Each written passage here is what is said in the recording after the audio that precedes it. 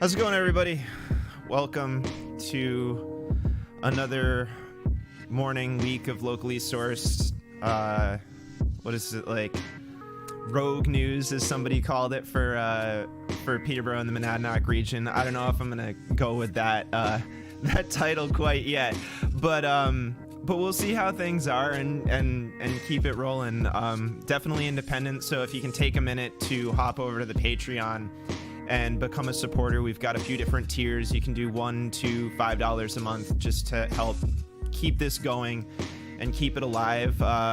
Many people are aware we just had a document release this past week. So go and check that out. It's really, really solid information and just ways that we can understand what's happening with the police in Peterborough specifically. And I've got some more stuff on that I hope to talk about this week. But today, we have an awesome guest on, Heather Stockwell from Rights and Democracy. She's a really well-known activist in the community, and she's done a lot of really great organizing work for, you know, any slew of really big things that have been happening in the area. So I wanted to get in touch with her and sort of talk about some of the underlying base stuff that involves activism here in this area. So without further ado, Heather, how are you? You feel free to unmute now. Hey y'all. Hey Carter, thanks for having me on the show today. Hey, no problem. It's like total honor to have you. Like, I've been wanting to do this for a while now, so it's this is great. Yeah, I'm glad we're finally making the space and time to do that. Yeah. It's really good. So yeah. I mean, how are you doing this morning? How are things?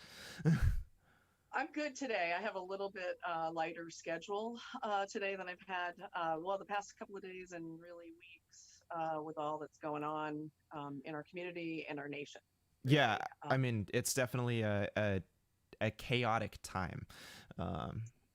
In a good way, and I mean, in good and bad, obviously, but it's definitely there's a lot happening. So yeah, it's funny. I keep talking about that sort of yin yang of it all. It's like there's some really good things that are happening, but there's also some super devastating things that are happening, and a lot of confusion and like, you know. But it's also inspiring. I mean, I'm super inspired to hear from so many folks.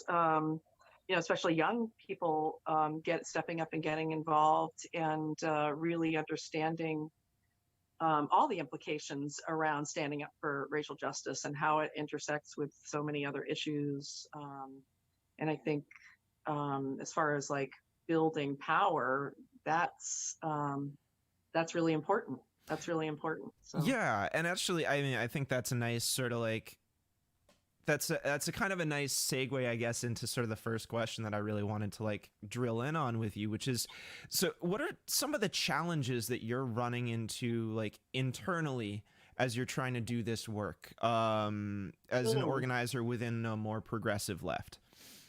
Yeah, well, that's a good question, because I'm, as you I think said, I've been in, the organizing realm for about 5 years and really helped Rights and Democracy as an organization start in New Hampshire. It had originally been in Vermont, and but really felt that like partnering with New Hampshire was a good idea because we have so many similarities, but also with the action around presidential primaries and things, like there was some real potential to make some change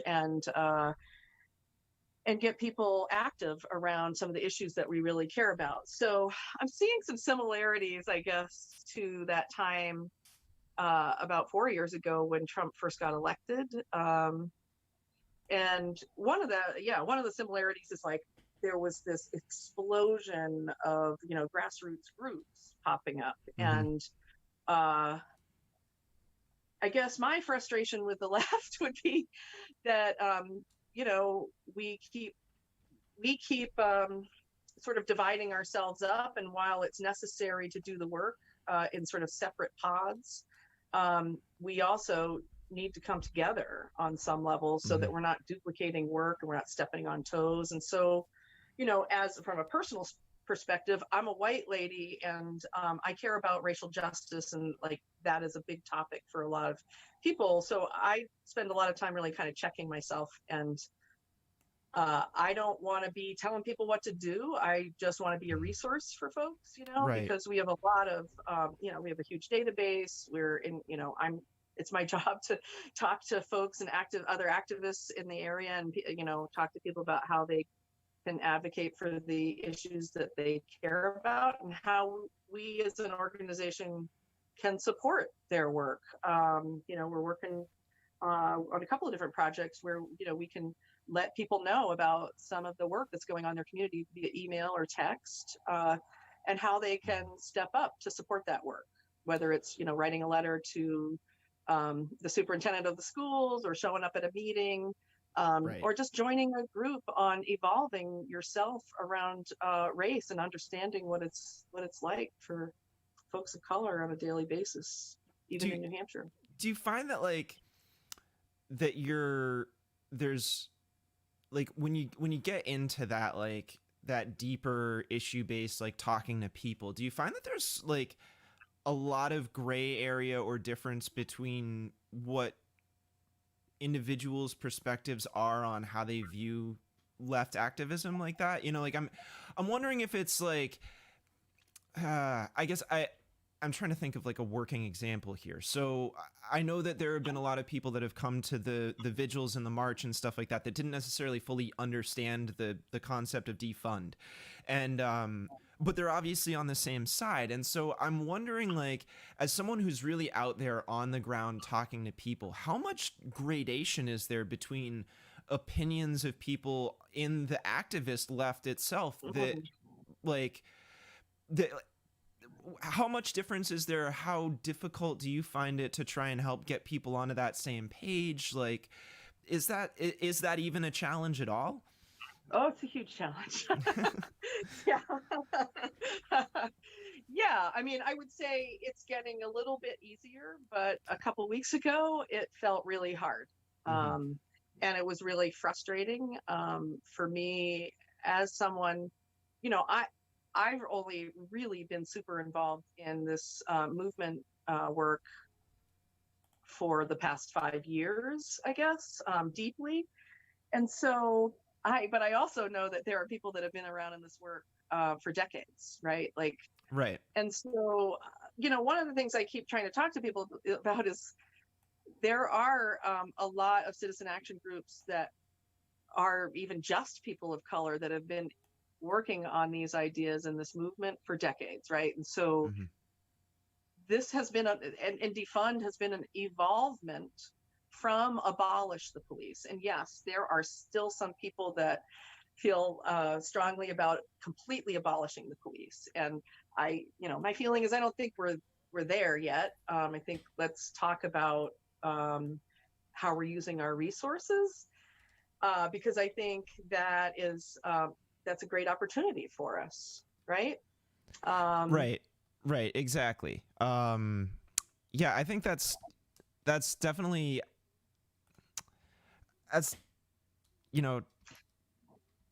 Yeah, let sorry, me just add this. yeah, Like, a lot of people have said to me things like, well, what does it mean to defund the police exactly? Right. And my answer has been lately that it depends on every town. It'll be different in every town.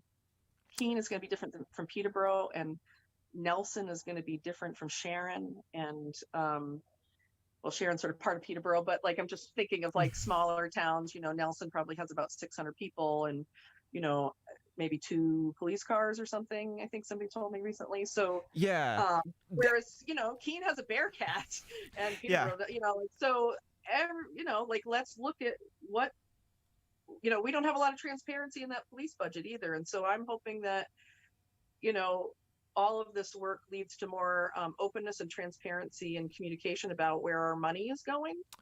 Of course. Right. Yeah. No, I mean, I think that's a key thing. And actually, I mean, for my own part, like, I think you hit on something there that I keep trying to express to people that defunding does look different in every community, right? Because, I think this is something that I want leftists broadly to try and consider more, from a like a strategic perspective, is like you gotta be willing to get down into the weeds about it. You know what I mean? And you have to say, okay, well, we can fully agree with the metropolitan incarnation of BLM, right? We can all be totally on board with that. We can all completely support the way things are happening in Seattle or Minnesota, like Minneapolis. Like, we can be on that same page, but we have to understand that the way we're gonna get that done here is completely different, because it's a completely different dynamic, and it's not to shove aside any of the realities in those much bigger communities, but it's just being honest with ourselves about like what we're doing, and that if we try to engage in the same activities that people are engaging in some of these other more metropolitan areas, that we might actually alienate what would be a cooperative local government from actually working with us and doing something meaningful or creating that change. So that's like, and I know I'm kind of going off on my own tangent here, but it's like I always kind of want to hit that point for people, like, consider your circumstances and I guess read the room.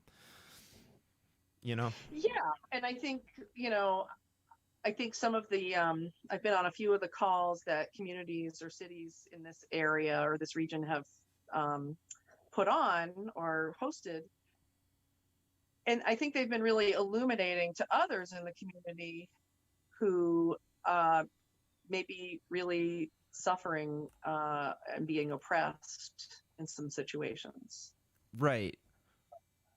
Oh, did I hold on a second? I think I'm losing you. It's okay. I think my computer is doing a weird thing here. Hold on a second.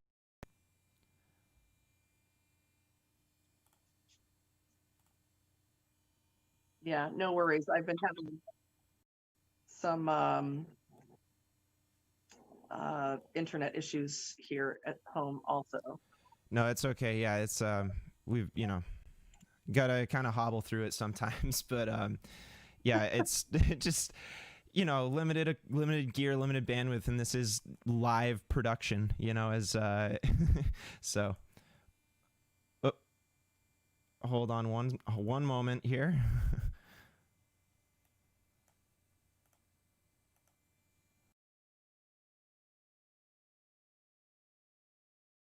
I'm using my data now. Okay, I think it's me. I think it's mostly me that's doing this right now. So hopefully we're in a better position. You can hear me okay? I can hear you. Yeah, the picture though is freezing a lot. Okay, hold on one moment. I can see myself in the chat box, like in my little box, but when I'm looking at the screen, we're freezing. Okay, yeah, hold on. Let's see here. Yeah, I can see it up top. Let me I'm gonna do that. Yeah, there we go. Yes, there we go. Okay, it looks like it's getting better now. Okay, I think I think we're in a better spot here. You can see all the movement. Yeah, we're okay, moving. all right. We're good. Yeah, sorry, Cool. folks. That's to all all right. our viewers, it's definitely like this is Reality of living in a rural community in New Hampshire. Yeah, exactly. No, it's I always talk about it like it's like pickup football, you know what I mean? Like we're just kind of doing this off the cuff. So but yeah, so I think, I mean, to sort of get back to it, I think you're making a really good point, and I think it's, I appreciate knowing that the people who are involved in the activism more hands-on do understand this concept of trying to bridge that gap between left perspectives and trying to build the understanding that most of this is about education. In a lot of ways, it's about educating people on what the history of things are and how they work. Yeah, I mean, I think that's an excellent point, and I keep using that term. I'm trying to build bridges. Like I want to be a bridge builder, and it's building bridges in different ways. I mean, it's young to old also. I mean, there's a lot of resistance sometimes, I think, with some of the older folks that aren't maybe aware of what's happening for young people. And so I'm really excited about building that bridge and getting folks to listen to both sides, really, because I think they can both learn. We can all learn from listening to each other, right? Yeah, definitely. I think that's the key, is just building that listening environment. It's yeah, I concur with this perspective. So I guess I keep trying to build spaces that people can do that in, right? And or build a space where people want to work on a certain topic. Like if people want to work on police reform, then I'm happy to help in any way I can with that, or education reform. But I am starting to realize there's a lot of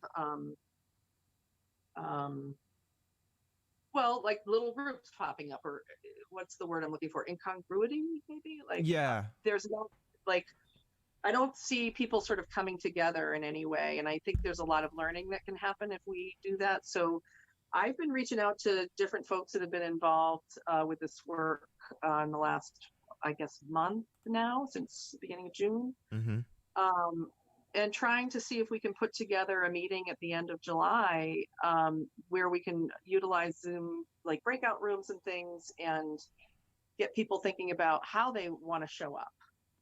Because there's a lot of possibilities, right? You could work on events. You could work on the education stuff. You could, maybe you're an artist.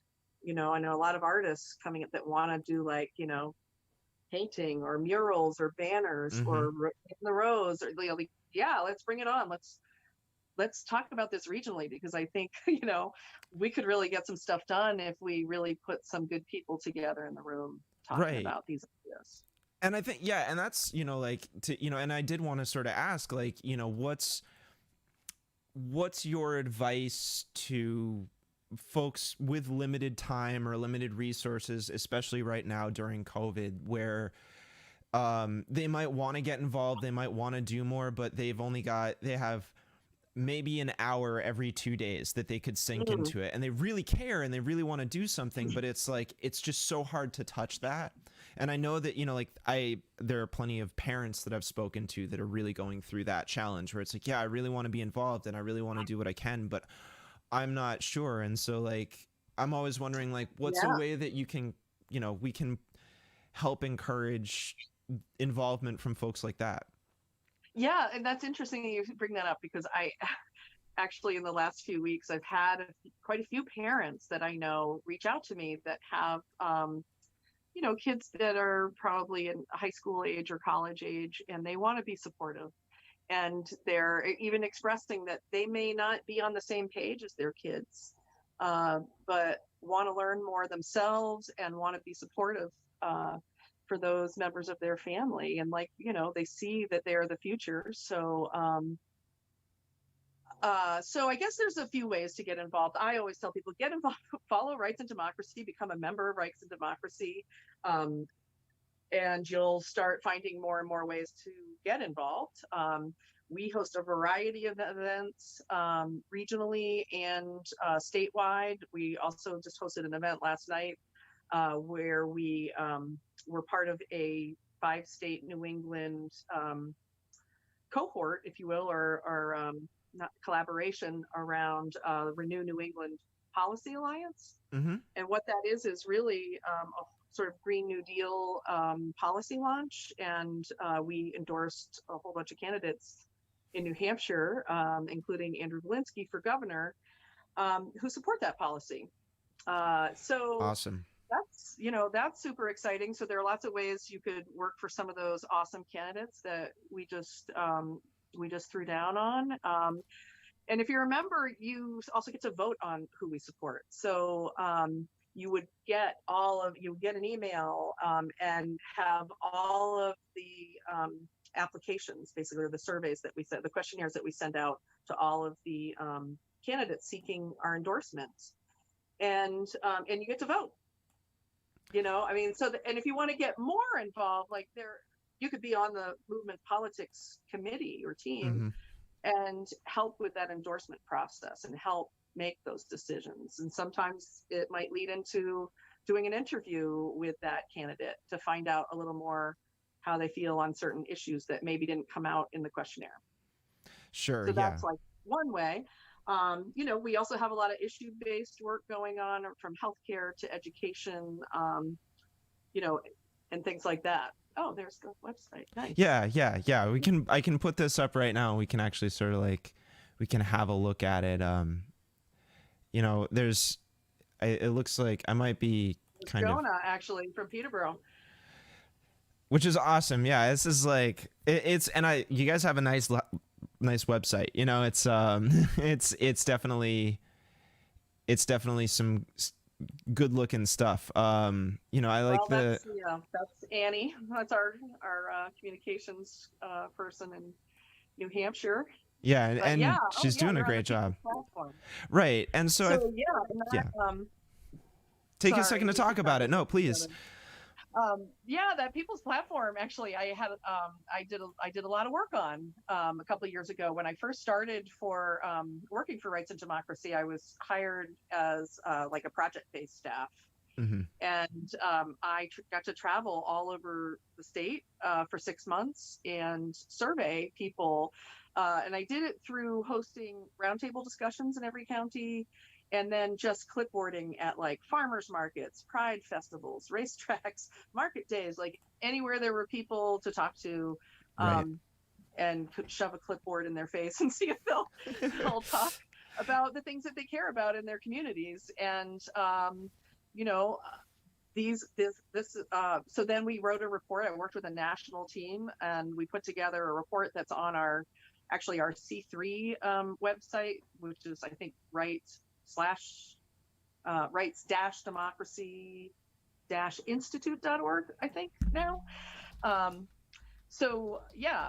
Anyway, that report is there. I think we'll live there forever. And then I worked with a team to put together this platform. And part of what we looked at was like what came out as the top line issues for people that they were seeing in their own communities or affecting them. And then also like where we supported, we might support work around, for instance, campaign finance reform, but there's also a great New Hampshire-based organization doing work around that. Mm-hmm. So we didn't, we felt like that's sort of something for us to support or lift up. Right. But not necessarily that we have to throw down hard on. Sure. No, that makes sense. And I mean, and something, like, to contextualize that a little bit, there's a really storied history in this particular region of campaign finance reform because of Granny D and the legacy she left behind, and it's like on this channel alone, I mean, last year I did sort of cover the Granny D march that happened going from Dublin to Peterborough, where and Lawrence Lessig spoke at that, and and Jeff Clements, and it was a really great event. And so, and to have somebody like Larry Lessig in town talking about that, I mean, this is a guy who was doing major town halls with Bernie Sanders on campaign finance reform with Zephyr Teachout back during the primary. And so it's like, I think, and what's cool about, you telling me that just now about developing the People's Platform is that this isn't just some like list of things that was dreamt up by like a think tank in some sort of hot room somewhere, with like, with big picket signs lying around. Like, you went out and literally talked to people. So this is much more an amalgam of many folks' desires of what they want to see happen in their community, if I'm getting that right. Yeah, I mean, and honestly, we wanted to make sure that the work we were doing in New Hampshire was, I mean, we're a membership-based organization, so we want to make sure we're doing what the members want, and that's challenging in this line of work. I mean, when you start talking about sort of the nonprofit industrial complex, if you will, A lot of our money comes from grants, and we'd very much, love to be solely a membership, organization. But right now, it's going to take a lot more time and building that community and that power, and getting people to understand what this work is about. It's not about me, it's about us, right? Right, exactly. Yeah, and that's like, I run into the same type of thing with what I'm doing here on this channel, where it's like, right now I'm purely supported by the patrons on Patreon, like I don't have, and I'm certainly trying to look into grant writing, stuff like that, Sure. but it is very much so, like, when you want to do this type of work and you want to actually genuinely promote democracy, and you want to promote alternatives to sort of like, the capitalist NGO nonprofit type networks, right? You want to get out of the trappings of the way money affects politics or media or whatever. That you're kind of like, it's a slow burn. Like, and you have to build it up, and you have to, like, it's about creating trust between you and your community, and doing that individual work. Sure. Yeah. Trust is huge, especially in rural communities. And I'm trying to go back to something you said before, though, about, and I think I might have lost that, but that's okay. I'm sorry. We're talking about a lot of stuff. I know. That's it's. Yeah, you were talking about Granny D too, and Right. I knew Granny D, and even my dad, who was a conservative Republican state rep for 16 years, loved Granny D and what she stood for, and supported campaign finance reform, even though he didn't fully understand all of the implications maybe around that, like we do now. Sure. Yeah. I guess I got to a point where I said, well, I have this vision of the world I want to see, right? And like we all do, I guess. But I also have to take, the reality is we live in the world that we are, and the right wing has used these methods to get their way. And so I guess at this point, I don't have any problem with us using those methods until we can change them to support campaign finance reforms, or some of these other reforms that, we also desperately want and need. Yeah. And that's, and I think that's something that's like definitely a thing that people, there's disagreement within the left about, like, how you deal with that. And it's like, it's kind of that, like, quarantine versus inoculation type of a problem. Like, do you try to ignore the problem and just continue to do the right thing, or do you try to embrace the problem while seeking to affect change and get out of it? You know what I mean? Like, it's embracing always seems like the better way to go, but I agree. Getting the buy-in from everybody to get on board is where that starts to fail. So yeah, I do think that political education is something that I keep going back to, is like, when we lose, and I'm sort of processing all of that, like whether it's a campaign, whatever, electoral or issue based, it's like, okay, we didn't win. Why didn't we win? Well, people didn't share the same analysis that we did. Right. So right. How do we educate people on our analysis? Because we think we're correct, right? It's like we put a lot of thought into this. And it's sort of like, go back to the drawing board and think about how you're explaining it. What's the narrative around it? Maybe you need to reframe that. Like I sympathize with people that bristle up with things like the word defund the police, because I, as an artist, I've heard people use the word defund the arts my whole life, and or things like education and other important things, social services. So I just ask people to sort of like check themselves on, like, don't get so riled up about a word and get in an argument about semantics, because it's keeping us from addressing the problem. Right, exactly. Well, and and something else that sort of like pops into my head when I'm thinking about this is, it's like, okay, if we're going to effectively use the tools that the system has provided us, which we fundamentally disagree with the tools, but we're not given another option, right? So I would assume that there's sort of the critique within the left that it's like, well, yeah, to use those tools though will ultimately, like, power corrupts, and so using those tools gets us further away from our own ideology. And so it's like this concept of like, okay, yeah, but we have to work within the confines of what we got. So what's what's that mental fortification or critical thinking that has to occur that allows us to sort of hold both ideas at the same time and say, okay, yeah, I don't agree with this, but I absolutely have to find a way to utilize it, and I always have to be like questioning myself, like that. And that's like that individual introspection, holding each other accountable, right? Like, right, accountability is part of like a thing that I want in that future, right? Like, I want to be held accountable. I want to see other people being held accountable. Right. Like that is, but I would say the rest of that sort of like a net political analysis is that the only way to topple that corporate power is by building real people power. And that is precisely what we're out to do with Rights and Democracy, because that is really the key, I think, to really changing our systems. Right? Yeah, definitely. I mean, it reminds me of something that, it's so funny because Leaf said this at the March for Justice, which, I encourage folks, if you haven't had a chance, to go watch not just the March video, but the speakers themselves, because there was a lot of really important content in there. But something that Leaf said at that event was, the master's tools will not dismantle the master's house.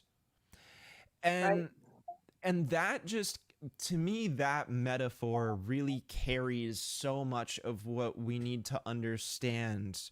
And when we're talking about, you got to build people power, you got like, you can't, yes, you can use it as a way to, like, you can use the master's tools to sort of elevate the discussion within context, but remember that that's not going to be sufficient. We can't just go out and get all that same money. We can't go using those same paradigms, because we'll never get what we want. And that's, like, in many ways, that's sort of been proven by the neoliberal agenda, frankly, like, whether it's nationally or even in the state alone. I mean, my example for that would be just the capitulation of mainstream Democrats in New Hampshire to the pledge, right? Like, yeah, sure.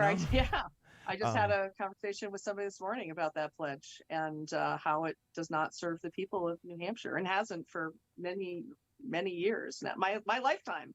Right. And it's always framed within this context of like, oh, income tax bad, more tax bad. And it's like, okay, yeah, but we're not discussing the badness of the current tax, right? Like, we're not discussing how fair or unfair that is. We're not discussing whether that's working at all. So I think that's like if folks want to have if they feel like the national conversation is a little too far out for them, or it's just like, I don't want to deal with that, here's like a state level reference that you can understand that literally affects what you pay, like, to your town.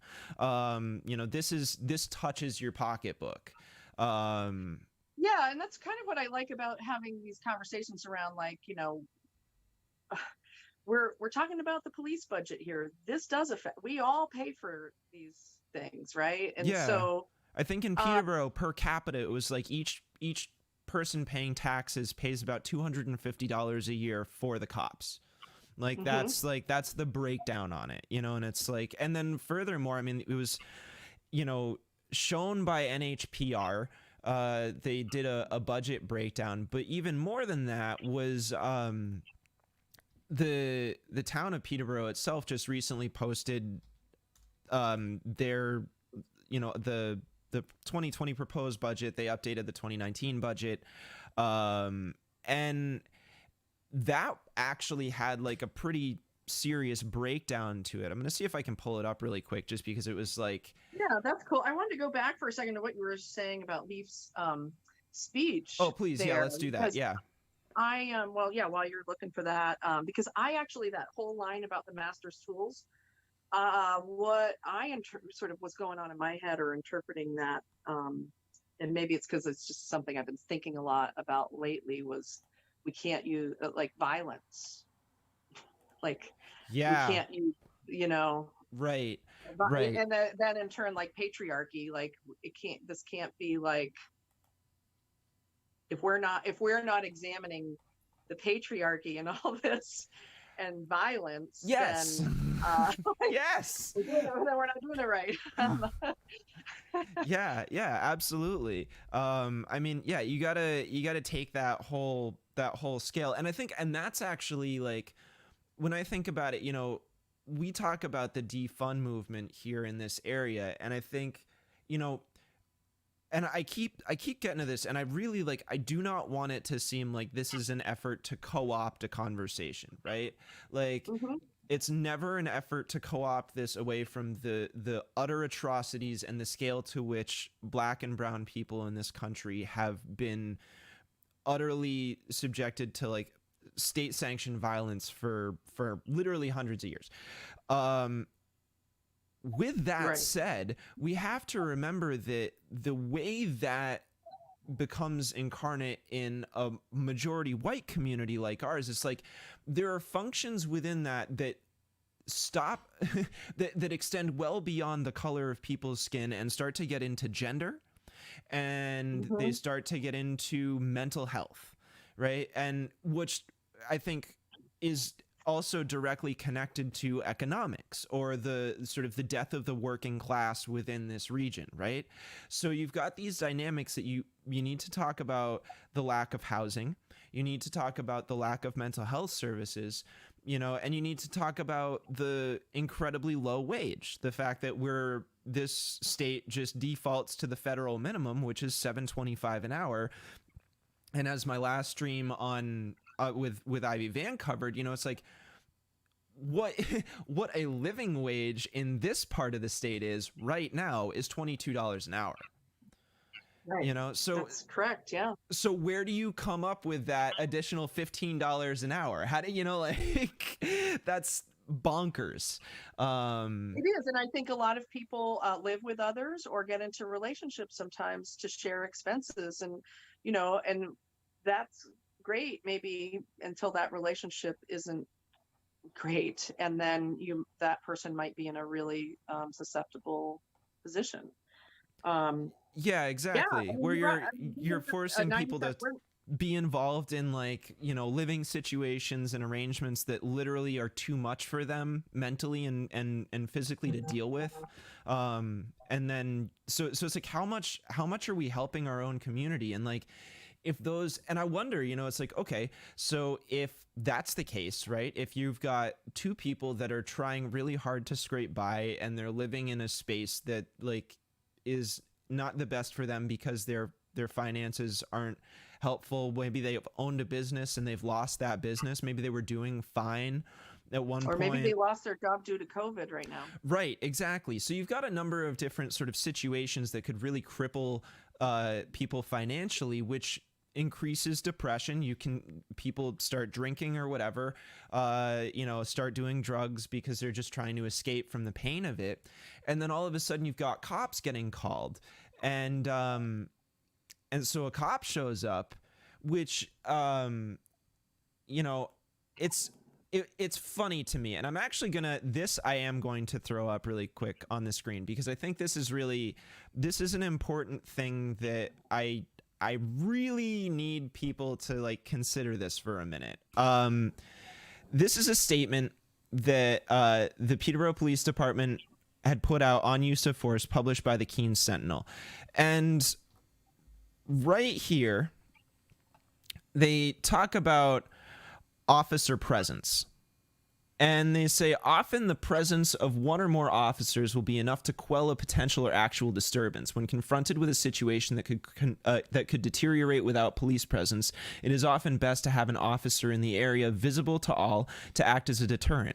Quite often, the presence of one or more officers is all that is needed to quickly and effectively resolve a potentially unpleasant disturbance. Now,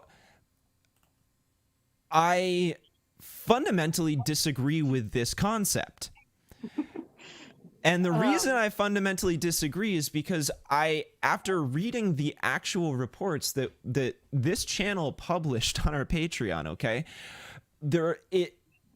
even through their own bias as they write, like, and I mean, like, and I say this as, like, we all have bias as we recount any situation, right? Like, I'm not saying that cops have bias. I'm saying humans have bias, that there's no such thing as true objectivity, right? So even through the objective efforts of these police officers when documenting what happened on site, you realize that there are a couple instances where literally the situation escalated because the cop was there, because that cop is a symbol of force and of violence. And if that person was in whether they're having a diabetic episode or they're on 2 hits of acid, I don't care. It's like, if your orientation to the world is like you're in a mental place where you're already like fighting authority in your own mind, to have a symbol like a cop, like a man in a uniform standing there, that doesn't de-escalate the situation. It escalates it. I mean, I think you're raising an excellent point, and part of how I've been talking with other white people about this too is, like, I personally haven't had great experiences with police, especially recently, and I have felt that they have escalated situations instead of de-escalate, which, coming from a position of having done many trainings and even taught trainings on how to de-escalate people, that's really frustrating that I'm in a position where I feel like I have more training than a police officer on how to do this. And I also, have a son. I don't really want to embarrass him and out him on the show, but he was a Condal student and he has been pulled over multiple times and told me with friends of color and been racially profiled, in my opinion and theirs. And I don't, it's his story to tell, but of course, I believe him and I believe his friends. And I know also my own experiences. Even like just getting a ticket on Christmas Eve after I had just, as a fairly new mom, and having just spent my wad of cash on Christmas presents for my son and my family, to get a $200 ticket after I explained to them I wasn't going to get up the hill unless I was going 55 now, because my car was 30 years old. So I feel like there's some room for improvement in retraining police officers in actual de-escalation, and also that we also look at like what we are asking them to do, because there's also a lot. I mean, I've read a lot about how police officers have interacted with the homeless population, and it's heartbreaking. And a lot of people that work with that population also feel that police officers are not the right people to be going out to do community work in encampments. And there are lots of reports of abuse. So I've also heard that from, the recovery community. A lot of the work that we've been engaging in around healthcare has come out of some work around this, because we have a really high population. That was number 2 on our survey that I coordinated. Healthcare was number 1, but the opioid crisis was number 2, and pretty much everybody had a story, whether they had lost somebody directly or knew somebody that was either struggling with substance use disorder or had died from an overdose. Right. So that was really, I was sort of shocked by it. That was probably the one thing that I was like, holy crap. I knew this was the problem, but I didn't realize, how much it had touched so many people in our state. So I think, all these are really, I mean, I'm going to go back to that, like you were talking about, like how we're 97% white here. And, that is a super big tension when you're trying to organize and be active in this space, Mm-hmm. because yeah, we have a very low percentage of people of color, especially in that percentage of 3%. Not all of those are necessarily Black people. Some of them are Hispanic or other Native American or other things. It's all sort of clumped together. Right. And us relying as white people on Black folks to do this work is, wrong. Like, we all have our roles, but I do have a lot of tension around, like, my goal is to raise more Black voices, but I also think it's super important that we understand the whole sort of race class narrative around this. Right. Yeah, exactly. Sort of, explore that more with people. Yeah, and I think, like at the risk of sounding like, it's this sort of gets into that whole like, this is obviously this is sort of something that people can look into. There's a lot of content involving Adolph Reed Jr. right now. He gets, Black historian and thinker. He's incredible. I highly encourage people to look at anything that he's said or done recently.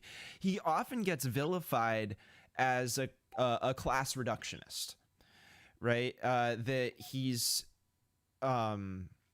that by trying to deal with the class problem, he's sort of ignoring the racial aspect of things, and it's like it sets up this sort of weird dichotomy between like race reduction or class reduction.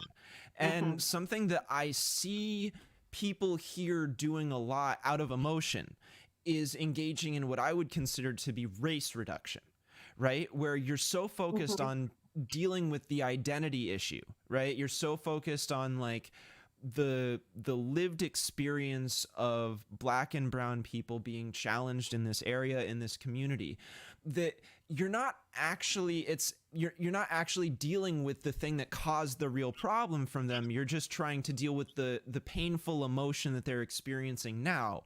And when you talk about the class aspect of things, you talk about the economic condition, that gets you to like the policy points that would actually precipitate the meaningful change that allows us to truly like, no, we can't deal with the identity side of it until we deal with the policy side of it first. Like, we can't have that meaningful discussion as long as we're just doing these, like we're leaving the systems in place. Like Nancy Pelosi and Chuck Schumer can wear kente cloths all they want, but but that doesn't undo systemic racism. That's just a nod to identity and saying, like, we respect the identity of Black and brown Americans, of indigenous peoples, but we're not actually dealing with the real underpinning of the problem. Like, if we really want to pay homage to the indigenous peoples, specifically the Abenaki, who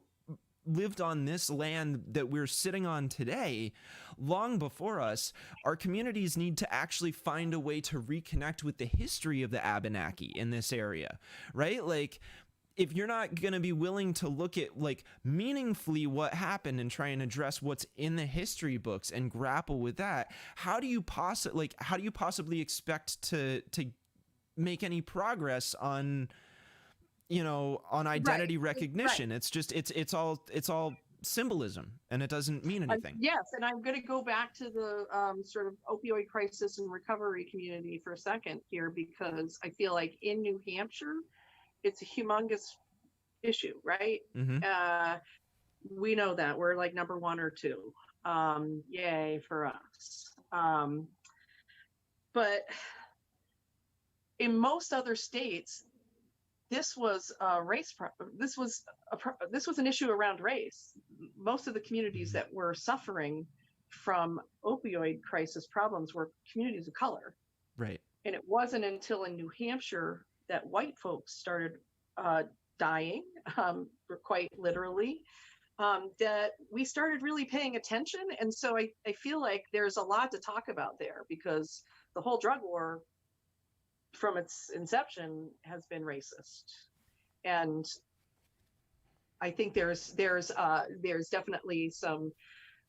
I'm also going to go back to, like, I've even been a little bit more of a class reductionist on some level, because I also feel like with the situation that we're in, especially in New Hampshire, but also many other communities where we have so many working class people, like we have what, 40% in this, in this area alone, 40% are living in poverty line and or level. And part of my, as an organizer, when I'm talking to people, I'm realizing that they're working, 3 jobs, or trying to cobble together all these different things, like being self-employed and having a part-time job or whatever Mm-hmm. it is, that they don't actually have the time to engage in their activism and the things that they really care about. Right. And so on that level, I do think there's something, to say about the class piece, and how, like how we all could work together, because our liberation is all tied together.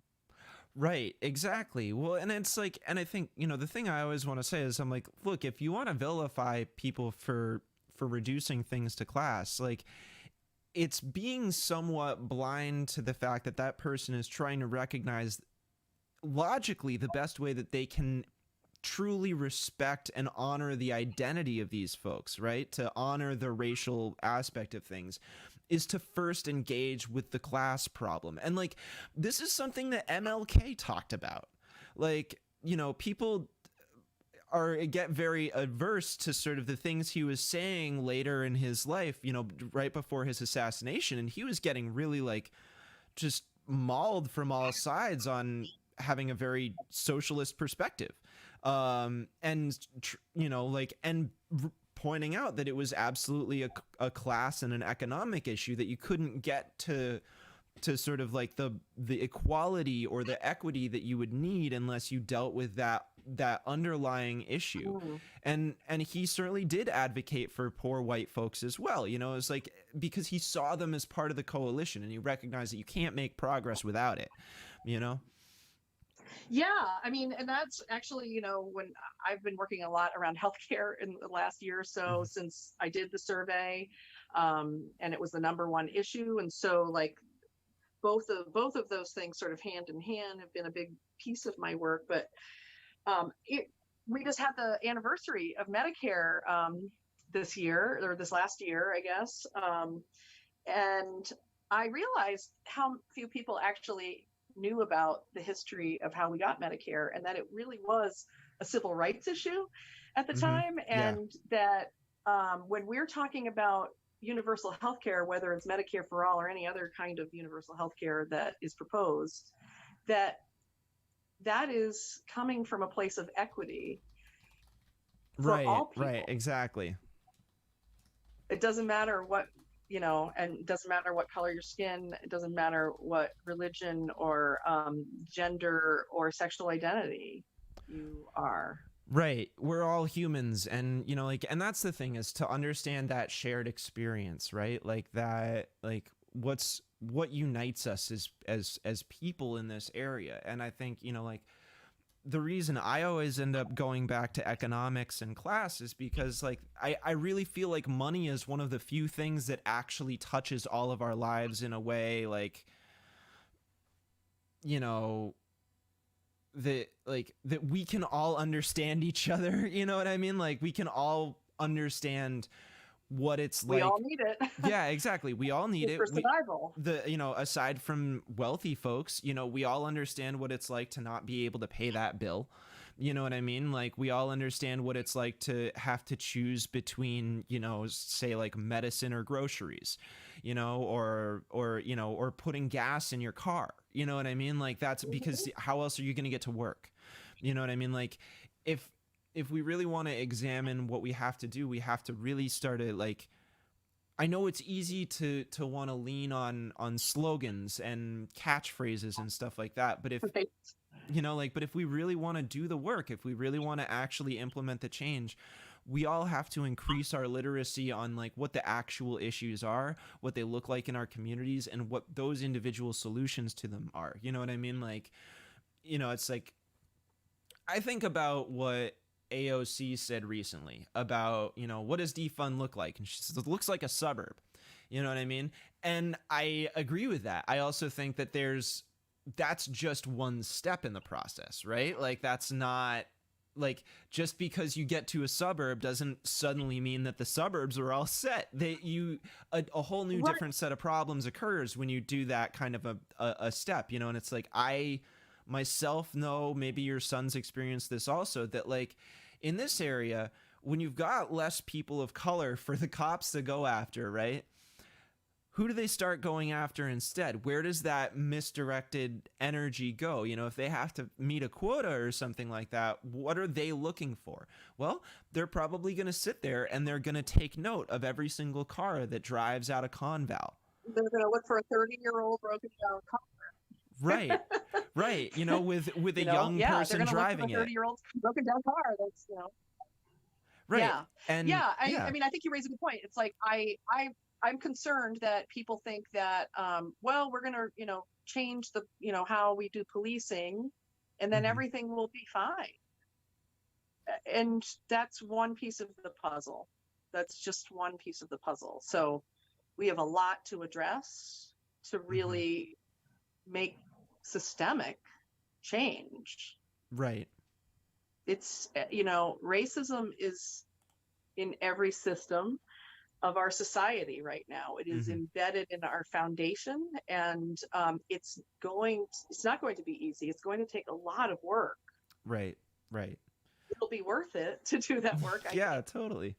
But so, just to like switch gears here for a minute, I know that you've been working both inside and on the periphery, or like independently of the New Hampshire Democratic Party. And I know that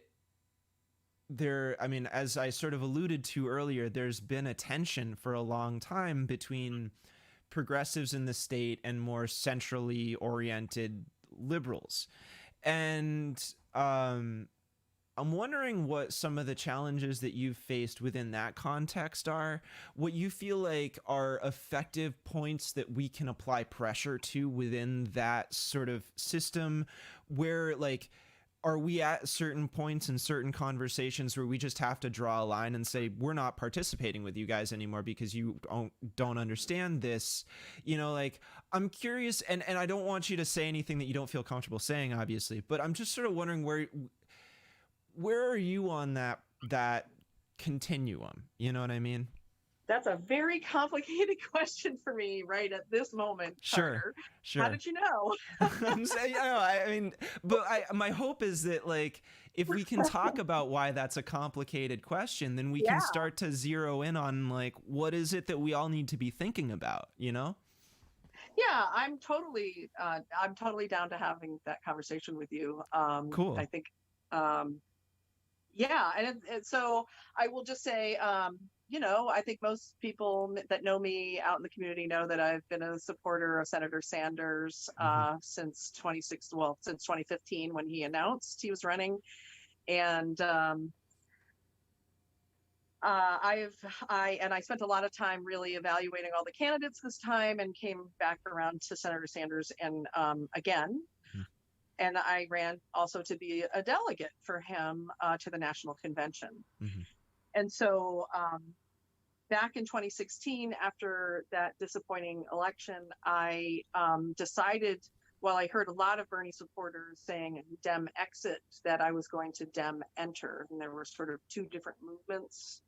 And I chose Dem enter because I felt like I had been, a Democrat with a little d, at least, whatever, voting for Democrats for 30 years or something, but hadn't really ever gotten too involved. And so I was like, well, before I totally ditch this as a thing, I'm going to try to dive into it. And parts have been great. Parts have been not so great. And I recently just resigned from my position as a delegate on the county committee, as well as my position as a town chair here in Dublin. That does not, so I lessened my responsibility in those two areas because I didn't feel like I was getting anywhere. And I spent 4 years sort of beating my head against the wall trying to make some change or get somewhere. And it was just more of a source of aggravation and stress. And so I made that decision, and I feel very liberated. I am still a member of the state party, though, because of for the next 4 years, because I'm a delegate. I guess unless I were to unregister as a Democrat, maybe that would alter that. And that has, been a consideration for a long time. I've also thought about running for office, and, part of me still would rather run as an independent. But I know that's very, very difficult and not very likely to win. And yeah, I think there are many people that would like to see you run. I think there are people that would consider that a real. Please more. Yeah. That would be good. Yeah. I would say it's complicated, and I guess at this point, I feel that we can make more progress outside of the party by sort of drawing some lines, I guess, if you will, by saying, we would prefer to have a candidate for governor who does not support the pledge. And let's talk about that, right? So I think there's power in the work we're doing with RAD, or Rights and Democracy, because I think those candidates that we're endorsing are really going to uphold a more rigorous platform than the Democratic Party is too. So, I don't know if I answered that. No, question. that does answer the question. I mean, I definitely have my own sort of like takeaways from like watching things go on, especially on social media. It's like a mess. Like if anybody decides they want to get into following New Hampshire politics, hashtag New Hampshire politics Twitter, that's cacophony. And like, I think, the thing that I always like rub up against when I'm looking at the bulk of that discourse, it's like, it's really useless. Because it's so like, I always think of there's like a meme that I see all the time, and I've shared it myself, where it's like, it's from one of those old Spider-Man cartoons, and you've got Spider-Man pointing at Spider-Man, and I'm just like, every time I see, the like NHDP arguing with the NHGOP on Twitter, I'm just like, all I can think of is, I'm like, you guys are both Spider-Man pointing at each other, yelling right now, and neither one of you is talking about policy. Like, nobody. It's just, these guys are horrible. No, those guys are horrible. And like, there's that's an interesting meme. Yeah, in juxtaposition with that kind of concept. I will say I've been calling that reactionism. And I feel like I sort of identified with it, maybe around the same time, of the last election, because I saw an awful lot of people, hearing the news and reacting immediately, and never like thinking about it and processing it, finding some more information, and sort of like sitting with it for maybe 24 hours before posting and having an opinion at all. Oh, yeah. So, I think my habits on social media have changed. I'm not really much of a Twitter user. I do have a Twitter account that I occasionally sort of dabble with, and then I go, there's too much information. I can't keep up. It is like drinking out of a fire hydrant. Like, it's,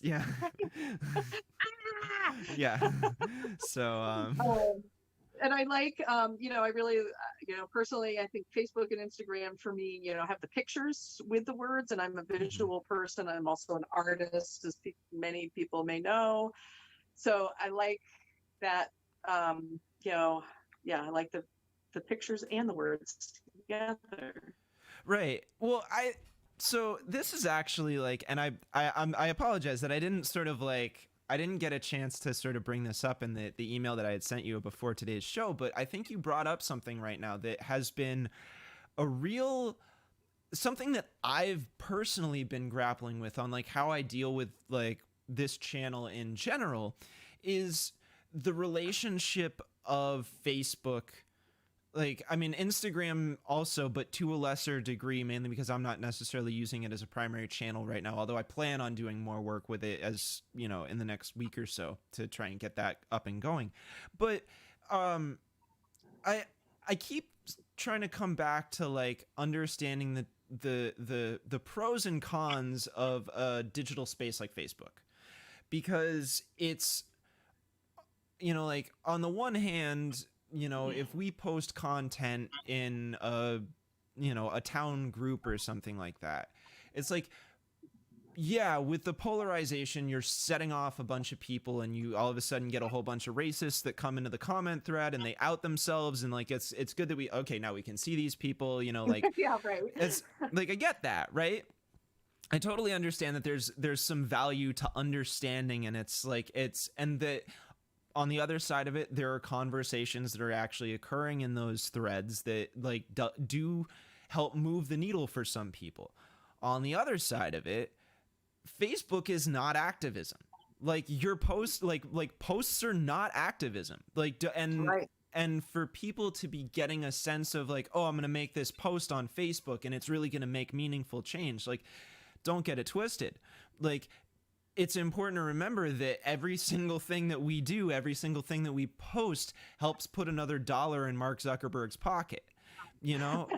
And realistically, we are, it's, again, you're trying to use the master's tools to dismantle the master's house, and Well, yeah, in a and I way. think And yeah, I'm curious as to your take on that sort of push pull, because I know that there's a lot yeah, of I would opinion say there. online activism has its merits, but also I have a lot of frustrations with it. I mean, certainly I came from that world and was born out of that world Mhm. back in 2015, 16 when I first got involved. Um, but over time, certainly evolved on that. I've taken some courses on like making memes and stuff, and one of the things that I was like really kind of upset about was the fact that the teacher was saying, get at people's emotions. And for me, I just want to make memes with facts and calls to action Right. with like phone numbers and things. And I think that's a thing that, I see people sharing memes. And a lot of people that make memes are making them sometimes to trick you into maybe sharing some views that you might not actually believe. So, Yeah. No, that's huge. I mean, and it's, you know, it's it's important to remember that no one is immune to propaganda. right, Nobody. And the only way to approach dealing with that is to literally be conscious and like always checking yourself. And I mean, like, on a minute to minute basis, every time you're looking at social media, think, am I like, is what I'm looking at right now propaganda? You know, right. like, and also to understand how propaganda itself works. Something that I've talked about on this channel before that I kind of like, I I point to as like a really like it's sort of like, in my opinion, the great case example of Vladislav Surkov, who is a Russian oligarch who was he was instrumental in getting Putin elected. Right, the like in the very beginning when he was trying to get Hmm. Putin, you know, into the, you know, PM and president's arena, right? Vladislav Surkov came from an avant-garde arts perspective as a dealer, and he utilized avant-garde concepts like like to create confusion and disorientation of the viewer. Right, what he would do is he would, you know, he'd give money to women's rights groups and then give money to neo-Nazis and then go public and say, I gave money to both of these people. He would support all the different candidates, and it sowed such an incredible distrust in the populace that Russians genuinely lost any faith that they were going to be able to do anything, and that made it super easy for, you know, an ex KGB operative like Putin to just kind of sneak right in there. Right. And And so Well, I'm like, really uncomfortable with the word propaganda as an yeah, artist because I feel like I make political art and people could use that word to describe my art. So, right, but it's real. Like, I mean, propaganda can be anything. It's my own bias, right? Like, right. so, No, but I feel like, yeah, memes are a funny thing, and so I question myself a lot about that because I want to get people off of their computers more, but right. that also like and out in the streets or like at a meeting or like having a meeting with a elected official or somebody that holds power, right, and trying to change their mind Mm-hmm. because that is literally the part of the work. And we got to get out of our comfort zone. And like, so I feel like that sharing of memes and things is like, it's like an easy way for people to feel good about themselves, sort of like holding a sign, at a protest. It's like, Right. okay, that's great. Thank you for coming out and standing with us today. Right. But There's like certain instant gratification, but it's not that's almost sure. selfish in a way. It's not really like you're not thinking about, okay, well, what I do? How does that impact things down the line? What ripples does this stone cause when I throw it into the pond? Is it a grain of sand that is going to create no ripples, or ripples that will not be enough to make a Yeah. buoy move? You know what I mean? Like, Right. And you're standing on that corner, but what if you are in a situation, what if you find yourself in a situation where, a cop or even a waitress in a restaurant is oppressing a person of color in front of you?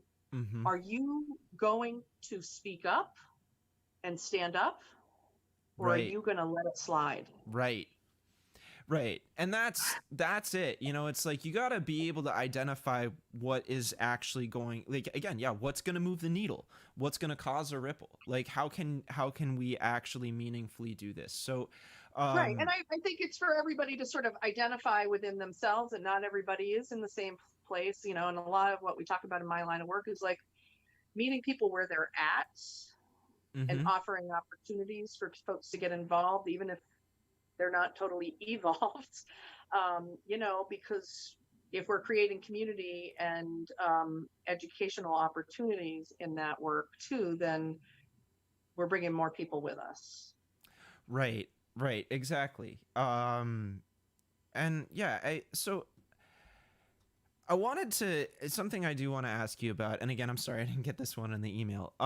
You were there was a bird dogging seminar that came up Mm. in the Stranglehold podcast. Oh yeah, And you know what I'm talking about? I do. Okay. Yeah. So, I was the one that actually could hear myself in the video saying manipulate the manipulator, and so I was like, right. hey, I named the show. Yeah, yeah, exactly. So, and like I just wanted to ask, like, how did you feel about the representation of bird dogging in that particular podcast? Because as I listened to it, I felt like it, like, and I really like, I want to preface this by saying I could not appreciate the work that Lauren Shulgin and Jack Rodolico did on that podcast. Like, they Hmm. examined deeply an institution that I genuinely think we need to examine. And I also want to acknowledge that they took just tons of heat over doing it. Right, And that's like right. exactly the type of thing that we need. But as I listened to it, I also sort of was like asking myself, how much are Lauren and Jack trying to push themselves into objectivity when doing this reporting, and how much does that enable a misrepresentation of bird dogging? Do you feel like that happened Hmm. in that piece, and what would you have to say about it, sort of like from your own place? Yeah, I didn't work with those two on that project. We worked with Jason Moon, Mm-hmm. who I have a relationship with, and actually And actually, I said to him, I was probably in January at a presidential, event, a candidate event. Um, and I said, hey, I listened to the podcast. Mhm. He had done a story on it back when it first happened, and then that podcast started, and they re-aired it and sort of redid the story with the interviews and stuff, Right. with Jason. And I felt the same exact way. And I said to him at that, back in January, I was like, I would really love to talk with you more about how bird dogging was sort of portrayed, Hmm. because it came off as negative. And I obviously teach that. So Right. I don't think it's negative. I think that it is putting power in people's hands Hmm. to find out where those people that are running to be elected stand on the issues. We have every right as citizens to find out.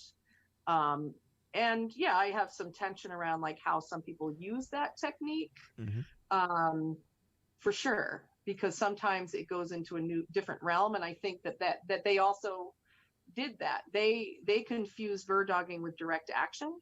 Right. And yeah, that's sort of a whole other Yeah. whole other realm. And like, but it also, you're bringing up a lot of tension about how I feel about NPR, NHPR right now, in general, since that last election, is that I don't really think they're not biased at all. Actually, I Sure. think they have incredible bias, and I actually don't listen very much since the last election, and I don't give them money anymore. Sorry, but just. I got interviewed during the last election by somebody, and they didn't use a thing I said. Yeah. Right. Yet they told me I had really interesting things to say or an interesting perspective. So Sure. And yeah. I have some tension around that. Like, I want to support them, but I keep coming back to, like, I'm not sure, they do some good work. Hmm. Definitely, I definitely keep up with a lot of stories that they do, because they do some great work. But I also, like I do with any media, try to look at it with a grain of salt and understand maybe where they're coming from, what their perspective is, or who their Yeah. donors are, or Yeah, well, I mean, I follow the get the money. impression they really like every time I listen to NHPR these days, I feel like they're trying really hard to inspect things in a reasonable way, but at the same Mm-hmm. time, they're also like trying to not upset the boat too much. And and my reaction to like when I heard that particular episode of Stranglehold, the question that I had for myself is I was kind of like, why aren't you guys looking at this from the perspective of like citizen journalism, right? Like that, in a sense, what bird Right. dogging is it's a very aggressive form of citizen journalism. That what's upsetting to me is that like why do we have to have training situations for activists to do this stuff when technically Mm. that should be the job of the NHPR reporters and the WMUR reporters and like the Concord Monitor reporters. Like where is the Yeah, it challenge is to the right. the system that is supposed to be baked into being a journalist? You know what I mean? Like Well, I what's would say that bird dogging isn't always aggressive. sure, Um, sure.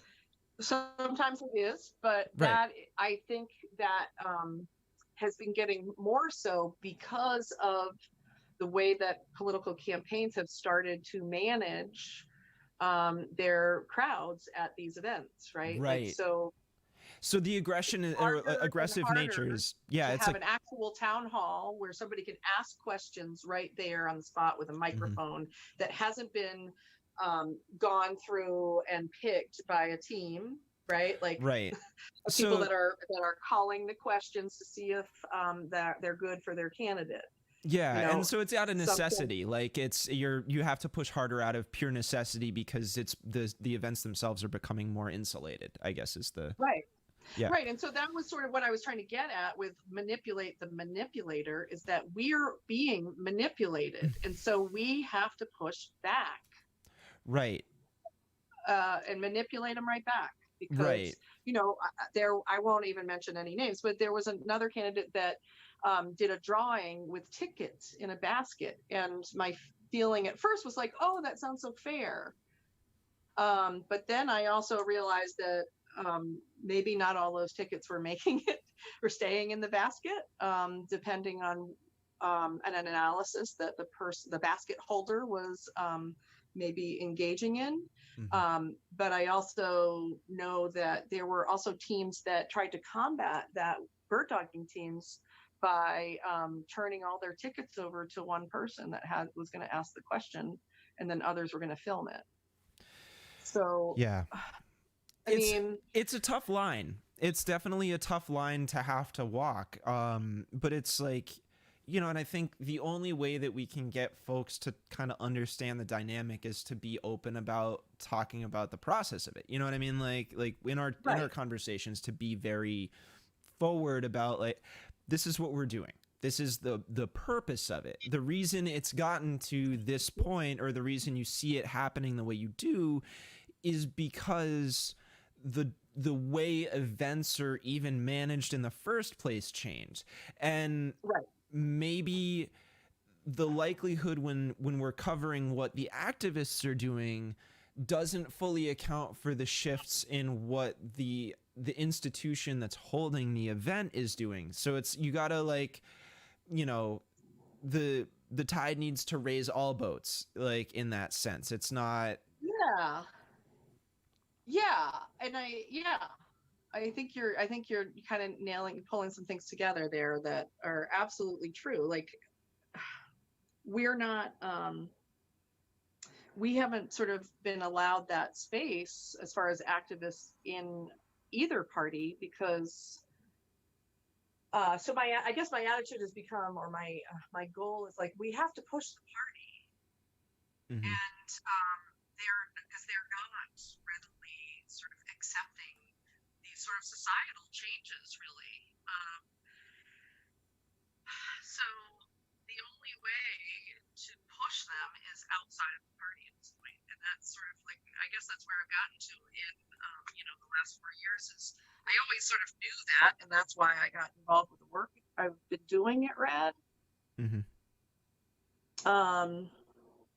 But now it's being illustrated even more so, because they're not, they're deemed as too radical or pie in the sky without any due process or education or discussion, really. Yeah. It's just not part of the process. Right. And, and for my part, though, part of the, like, the reason that I'm sort of trying to do what I'm doing here is because, like, for my part, I feel like there's this role that the journalists in the state kind of need to play now. Like, that job has actually shifted, whether journalists want to admit it or not. That, like, you gotta remember that in a lot of ways, the journalists are on the side of the activists, in the sense that we are seeking transparency and trying to challenge power and establishment, right? Like, that's the way I've always looked at the purpose of journalism. And there's a lot of what I see happening right now that's meant to protect that. A lot of journalism that I see is very, very pro small business. Not that there's anything wrong with small business, but we also have to remember that where that money comes from, like, if your paper is entirely reliant on ad revenue from local business, how likely is that paper to criticize local business, or even be willing to do a story on something that's going wrong with small business, if that risks them being able to break even? Like, that's right. And I think that same problem exists in our political realm at this point too. And I mean, when we're talking about, I've heard people outright say, the police aren't really protecting me. They're there to protect businesses and capitalism. Yeah. And that is super, painful to hear, but I think they are onto something there. Like, where are our priorities?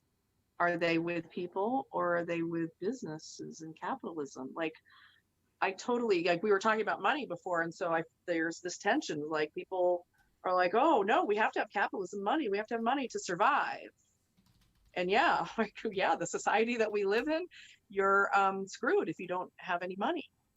Right. Right. Right. Exactly. So I think it's something that we have to really start digging in and examining as a society, though.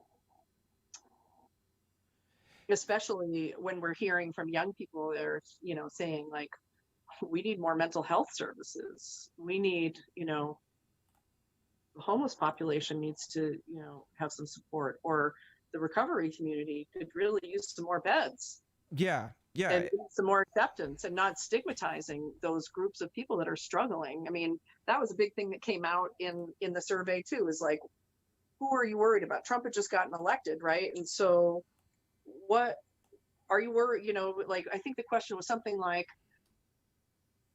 what kinds of people are you worried about in the scenario? And we heard, people of color, LGBTQ, people in recovery, people with mental health, homeless people, like all of those sorts of groups were being identified. And because those are groups that we as a society, even subconsciously, are bullying. Right. Right. Exactly. And that actually, something that I want to put up here, because I think this is incredibly relevant to what we're talking about. Okay, so this is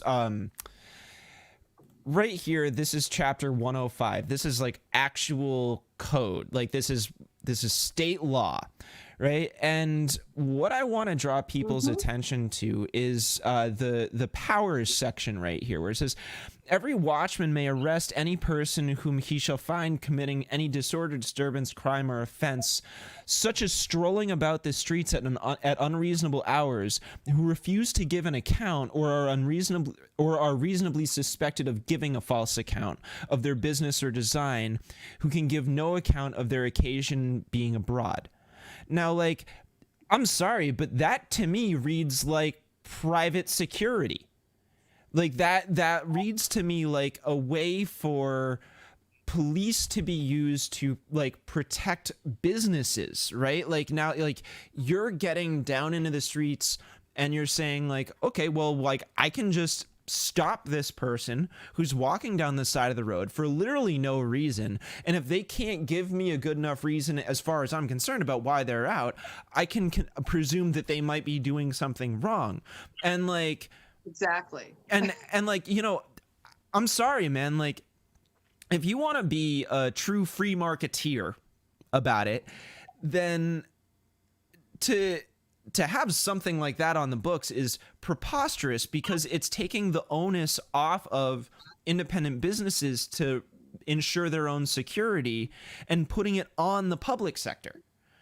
Right? Because now all of a sudden these cops have to sweat looking at these spaces. They're all of a sudden grilling just random folks walking around. Like, what's wrong with taking a walk at 2 o'clock in the morning? Right. What if you right. And what if you work, until weird hours? Everybody's different, right? Like, exactly. Yeah. I mean, what's reasonable? What's reasonable is to one person is unreasonable to another. Like, what's normal? But the other thing that I feel like it contradicts is our own rights. Like, we have the right, when we're pulled over, to not have to tell a police officer everything that is going on. And that my last two pullovers in the last year, I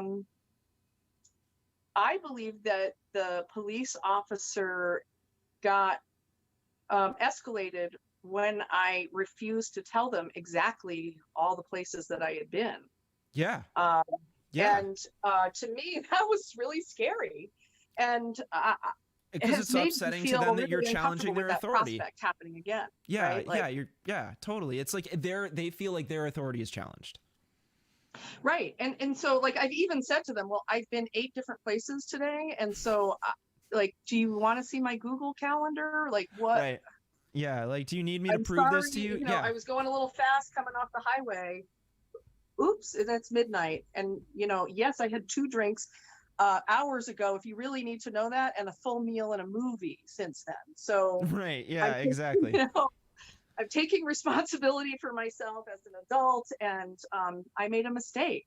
I was Right. coming off the highway. And then at the same time, can I please just go home now? I'm just a, yeah, I'm just a human. exactly. And then at the same time, there's all this backlash when we say, hey, we want to see the reports of what these guys are literally doing on the job. Like, it's okay for them to ask me every single private detail of my life in the past 12 hours, but it's not okay for me to ask for a written report that they that's a public document. That's somehow a waste of their time or resources. Like, I just, that disconnect is wild to me. And I, like, I had my own experience with the police here in town when I was 18. I was skateboarding downtown at the time. I think they recognized my car.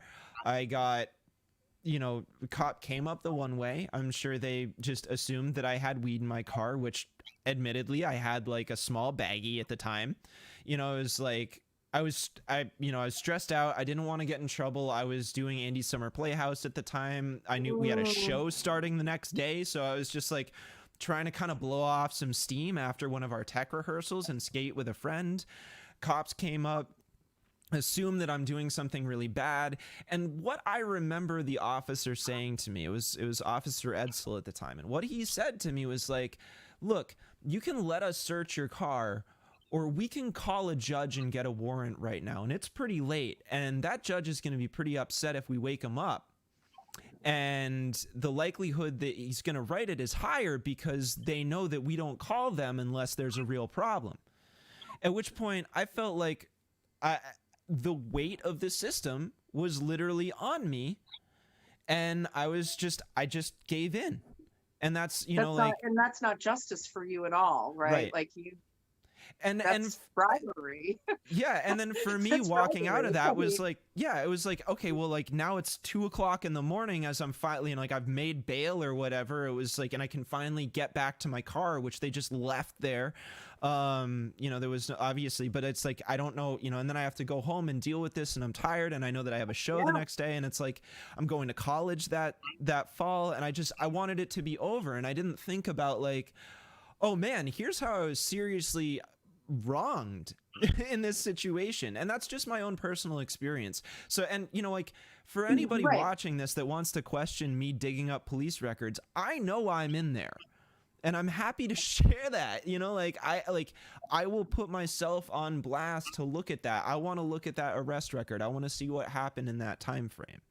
Sure. And I think your story is important and valid too. And that's what I love about doing this work is like people are starting to come forward and talk about these things. I mean, Zach Green's story about his father dying and having the cops in his home during that time was heartbreaking to me because that does not seem like a great use of our resources. Right.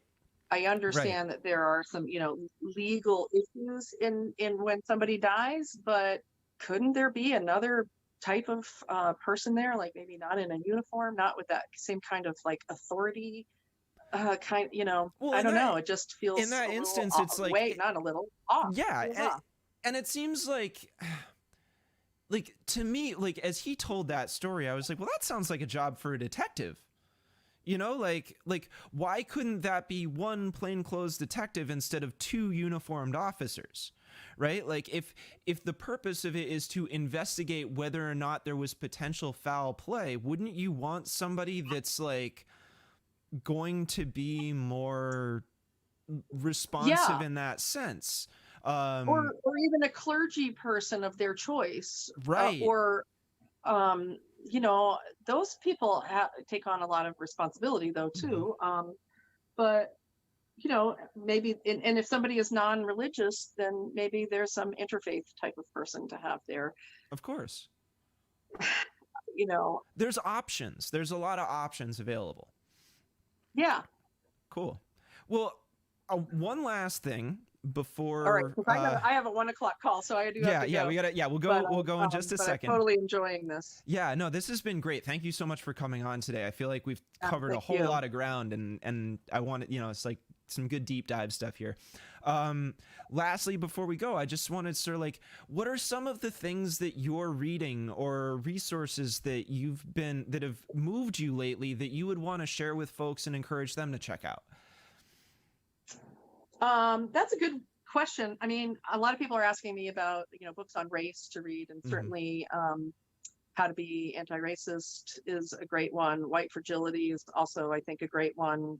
Um, Between the World and Me by Ta-Nehisi Coates is one of my very favorite books. One of the first books I read really in that journey. Mm-hmm. More recently, though, I'm part of a reading group and we're reading Healing Resistance by Yazoo Hagu. I'm not sure I got that name correct. I But think it's I'm just familiar sort with of the an book. interesting concept that our world is kind of traumatized and that we need to create more sort of healing environments Mm-hmm. for people to, do the work in so that we can get somewhere and make the change. Because if we're all coming from these sort of traumatized places and sort of lashing out from that trauma, then we aren't moving forward collectively. Mm-hmm.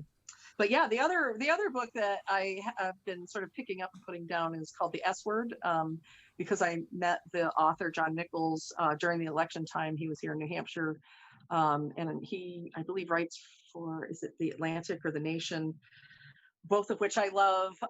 But The S Word he wrote about a decade ago, and I never had heard of it. And it's really about talking about socialism and how it is already in our American roots, this idea of democratic socialism, that we aren't going to survive if as a nation or as a culture unless we are working together.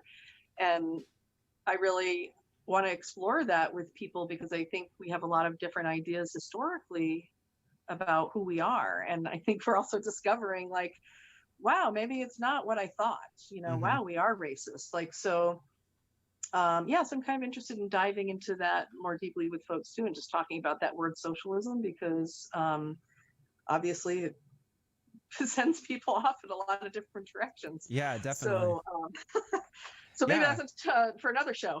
Yeah, well, and that's great, and I'd love to have you back on, and we can drill into some of this stuff more. Because I mean, obviously, it's we're limited in time every day. No bones about that, but Yeah, right. but it's good, and it's and I think the whole point of this is to continue the conversation and keep it evolving and developing, and to go into those deeper subsets. Like I have my own critiques of white fragility Sure. as a document. You know what I mean? I think there was a piece that Matt Taibbi recently wrote that was sort of like a response to it, and I thought that the critique, like, I don't always agree with Matt Taibbi as a, I don't Yeah. always share his opinion, but I think what he had to say there about it was really salient in that as a document, as a book, as an author, she's coming from a very PMC, HR politics, corporate America, here's how you solve your workplace issues kind of perspective. And Sure, um, sure. I see some of that in it. Yeah, we've pushed back on the fragility piece too. Um, but I can also relate to that fragility. I mean, when I right. first started doing this work, I was like, oh, I feel so guilty. Yeah. I'm so sorry. And like, it was like no Black person needs to hear about that. Yeah, exactly. Really, Exactly. it's not super helpful for white people necessarily either. Right. Although in some white spaces, it could be appropriate to sort of like put out there as like, this is an inappropriate response, I feel like. Yes, And exactly. here's And why. that's I think there, from my own personal perspective on it, is like, I think there's a lot to be gained from the conversation about white fragility, but uh the way Robin DiAngelo writes about it and talks about it kind of feels like she's trying to put all her eggs in that basket sometimes, and I know that's just not the right way to do it. I know that deep Yeah, down I you almost feel gotta. like guilt is a better word. um, Yeah, yeah. because um that's a thing that I hear about. I've even, expressed some of that too, because, my father was a racist. right. And I know that makes me racist. Yeah, and we got to live with it. So it's, you got to be able to examine it, but also be able to examine the examination process, that it's never Sure. complete. So Yeah, awesome. and be willing to, make mistakes and, say you're sorry and learn from it and move on. And that is such a wonderful note to end on. That is such a wonderful note to end on. Heather, thank you so much for coming on today. This was a really great conversation, and I'm just, like, Yeah, I I look enjoyed forward to it more. too. So Thank you for awesome. having me. Yeah, no problem. Hey, have a good day, and I hope everything goes swell for you. Thanks. You too. All You right. too. I look forward to seeing this online and stuff. Yep. Should be up right away. So it'll Cool. anybody can rewatch this whole interview pretty much immediately, backtrack. I'll make sure it's in playlists and everything like that, and we can get it all shared out. So awesome. Thank you so much, Heather. Excellent. Thank you so much. Great. Have a great day. Have a good day. Bye. Bye. Take care. All right, folks. There we have it.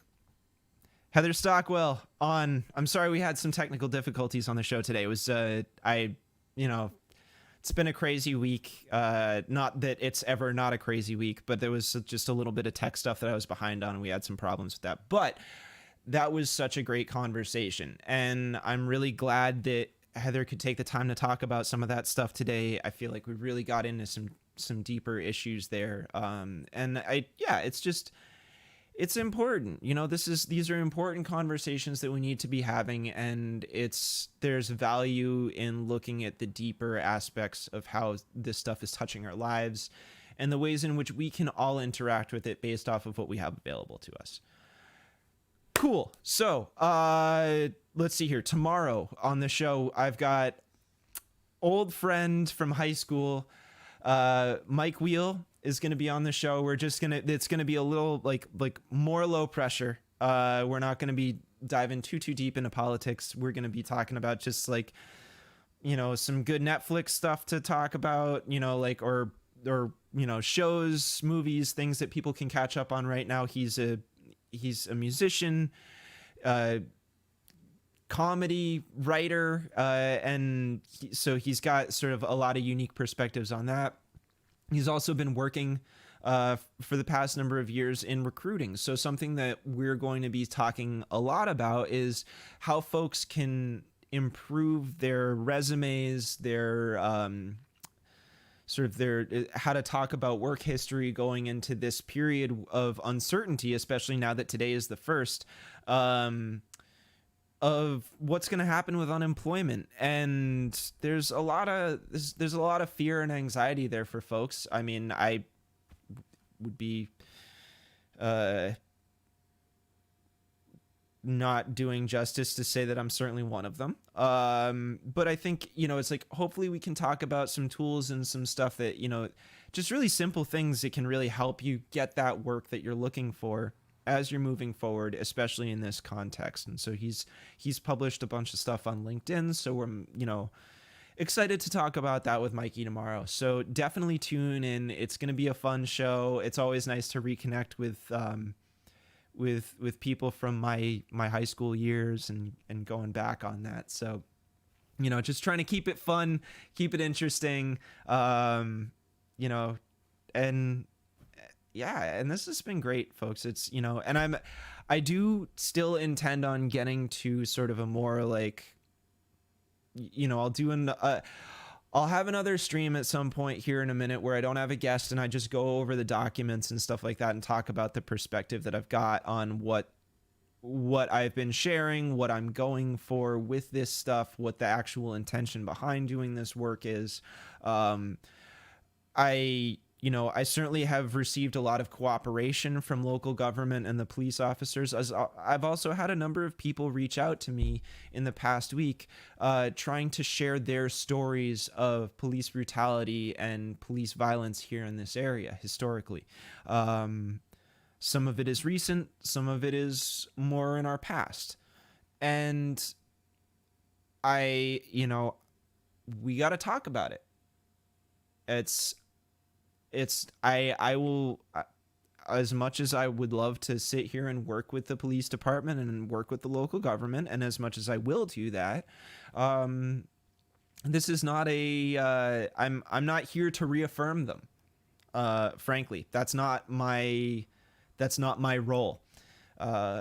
And hopefully we can spend some time as am able to do some more research and talk to some more people about what's going on here, that we can share some real substantial stories about what's been happening in our community, both on and off the record. So with that, folks, head over to our Patreon. Please, if you've enjoyed this content at all, if you think this is worth your time, if you've been learning from it, if you've been getting just anything at all from it, please consider becoming a patron. It's, $2, $5 a month. It makes a massive difference to keep this rolling, so that I can keep sinking time into this. The more time I have for it, the better the content is, and the more that I can provide to people. So definitely do that. Follow us on Twitter, like us on Facebook. You can go down into the lower corner right here, hit the subscribe button. You don't have to have a YouTube account to do it. Google is plenty. Hit the like button so that we can get that up. It helps our videos It helps our videos stay more, visible to people. And you can also hit the little bell to get notifications anytime we go live. I'll be doing some more work to try and get the schedule published a little bit ahead of time so folks can get the reminders in if they need to.